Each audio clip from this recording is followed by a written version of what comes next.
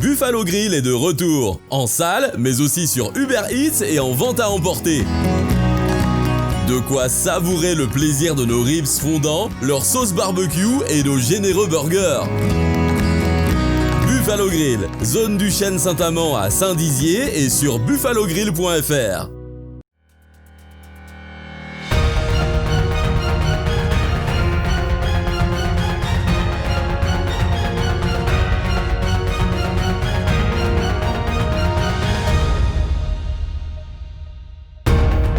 Bonsoir à tous, je suis heureux de vous retrouver pour votre journal du mardi 16 juin 2020 et à la une de cette édition.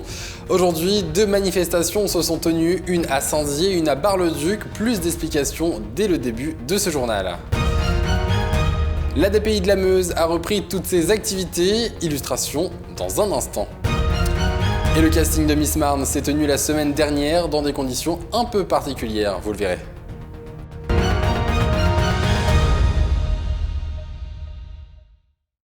Avant de développer ces titres, c'est une terrible nouvelle qui nous est parvenue ce matin. Un incendie s'est déclaré dans un immeuble du quartier Rome-Saint-Charles de Vitry-le-François, dressant un lourd bilan de 2 morts, 3 blessés et 20 impliqués.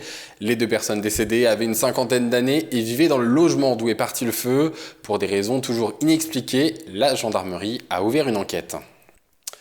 Ce matin, aux alentours de 11h30, une trentaine de personnels soignants étaient présents sur le rond-point du centre hospitalier de Saint-Dizier afin de faire part de leur mécontentement. Ces derniers se sentent oubliés et méprisés par le gouvernement. Écoutez leurs revendications au micro de Julien Carré. C'est une journée nationale pour demander une amélioration du système de soins en France, dans les hôpitaux et les EHPAD.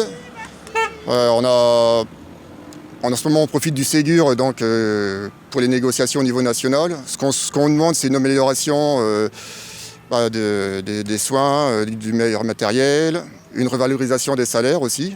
Parce que parmi les pays, le CDE, en fonction de la qualification, on est loin d'être les mieux payés. Ça fait plusieurs gouvernements qu'on a qui mènent des politiques d'austérité, que nous, syndicats, on dénonce depuis des années.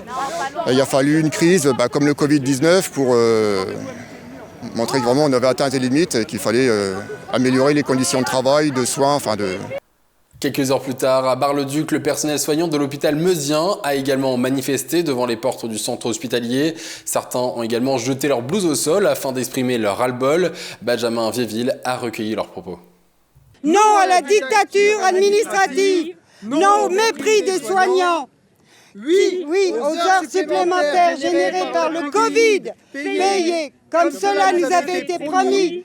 Oui au recrutement de personnel médical soignant ainsi qu'au maintien de l'emploi. Oui aux décisions administratives concertées. Oui à l'éthique de la fonction publique. Voilà. Je vous le disais en titre, l'ADPI de la Meuse reprend petit à petit ses activités. À la suite de la crise de la Covid-19, le secteur de l'enfance a fermé ses portes durant le confinement.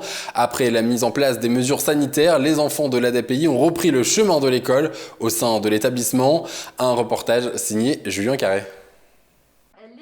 L'ADPI de la Meuse, située à Vassincourt, non loin de Bar-le-Duc, accueille et accompagne les personnes en situation de handicap intellectuel et psychique. L'établissement a fait face à la crise sanitaire et s'est très rapidement adapté à la situation. On n'a pas eu de situation difficile, on va dire on a eu la chance, parce que je pense que c'est plutôt une part de chance, mais c'est aussi une part de mobilisation et vraiment de professionnalisation et d'adaptation. Des masques ont été distribués, des points de gel hydroalcoolique ont été mis à disposition, mais les salles de convivialité ont fermé leurs portes. On a mis aussi des dispositions propres à nous, on a fait du service de repas en appartement, il n'y avait plus de salle à manger, donc on a aussi, et là aussi le personnel a fait preuve d'adaptation, on a des structures sur 2-3 niveaux, et il a fallu porter les repas, les plateaux repas, tout le même midi et soir sur les appartements à 2-3 niveaux, voilà. Aujourd'hui, les enfants ont repris le chemin de l'école. Habituellement, ils ont cours dans une salle de classe à l'école de Vassincourt, mais aujourd'hui, une salle a spécialement été aménagée au sein de l'ADPI. L'un des objectifs pour la direction était de faire perdurer les activités. On a aussi aménagé un ensemble d'espaces, travaillant beaucoup plus sur des petites unités, et on a des établissements qui le permettent, et ce qui a fait qu'on a pu à la fois sur les moments de restauration, sur les temps d'activité, travailler sur des plus petits groupes et d'accompagnement sur des plus petits groupes. Voilà. Si tout semble reprendre petit à petit, certaines interrogations demeurent, comme celle du transport. Les réglementations sanitaires sont strictes et la direction est en train de réfléchir aux différentes possibilités pour un transport des plus optimales. Le week-end dernier devait se dérouler le casting de l'élection de Miss Marne 2020, mais le contexte sanitaire actuel a chamboulé toute son organisation. Le détail en images dans un reportage de Lisa Lamorlette. C'est sur un podium que ces jeunes filles auraient dû défiler, mais avec les mesures sanitaires, le casting de Miss Marne se passe à huis clos, au domicile d'Aurélie Krantz, déléguée départementale de la Marne et de la Haute-Marne. Après un entretien pour connaître leur motivation, place à la toise. Il faut au minimum faire 1,70 m pour intégrer le concours. Pour Anna, qui fait tout juste 1,70 m, c'est le grand soulagement. Forcément, vu ma taille, je ne m'y attendais pas forcément, mais c'est super, c'est une super nouvelle.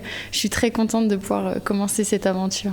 Les voilà donc lancés dans l'aventure sous le regard bienveillant d'Aurélie. Je suis maman et je vais pas dire que c'est mes filles, mais c'est comme des petites sœurs et effectivement je fais attention aux moindres détails, mais alors que ce soit un moindre détail physique, une chaussure, un cheveu, mais je suis surtout très bienveillante si je vois une jeune fille qui va pas bien en fait. J'ai l'impression de me faire gonfler les chevilles en disant ça, mais c'est vrai que je fais très très attention à ça parce que mon but et le but du comité est qu'elles se sentent bien du début à la fin, avec ou sans écharpe. Pour celles qui s'apprêtent à rendre leur écharpe, ce rendez-vous leur rappelle aussi leur arrivée dans la famille des Miss. Oui, franchement, beaucoup de souvenirs, parce que déjà c'était un moment très agréable. Et puis de le vivre de l'autre côté, de voir des candidates, j'aime beaucoup ça, j'avais hâte. Après un an de règne, Margot Bautré, Miss Marne 2019, est venue donner quelques conseils aux petites nouvelles, mais aussi leur raconter l'aventure qu'elle a vécue. Pas sentir de concurrence, c'est important, parce qu'on n'est pas là pour ça. Et puis on doit au contraire s'entraider entre filles d'un même département. Enfin, c'est toujours comme ça, même entre filles de différents départements. Finalement, en Champagne-Ardenne, ça s'est très bien passé. Mais voilà, de vivre l'aventure vraiment à fond et d'être un peu plus réseaux sociaux que moi. Voilà ce que je dirais. À noter que les inscriptions au concours sont toujours ouvertes dans les différents départements de l'ex-Champagne-Ardenne. C'est déjà la fin de cette édition, merci de l'avoir suivi. Dans un instant, la météo de notre région. Très bonne soirée à vous et n'oubliez pas, l'information continue sur Puissance Télévisions. Toute l'actualité qui vous concerne, à voir ou à revoir, dès maintenant sur puissancetélévision.fr et sur notre application mobile.